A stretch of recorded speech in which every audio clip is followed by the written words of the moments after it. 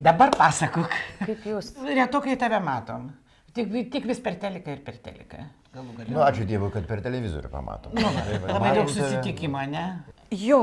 Gali čia nebebūt. Sausainių tu neliesk. Dar anksti. Ai, kaip Kristina? O Kristina žadėjo atvažiuoti ne viena. Ta prasme, ne viena. Susirado kažką? Aš tai visą laiką galvau, kad jau žinant ją, tai jinai jau susiras kažkokį, tai, nežinau, verslininką. Toks rimtas bus koks nors, žinai. Oi, svarbu, kad žmogus geras būtų. Mes mažytės, kai buvom, tai jinai visą laiką sakydavo, jau mano tai bus su kostiumu.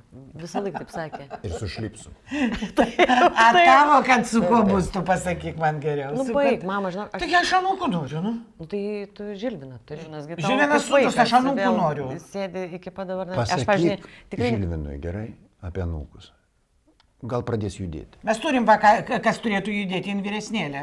Pas ją juda viskas aplinkui. Juda.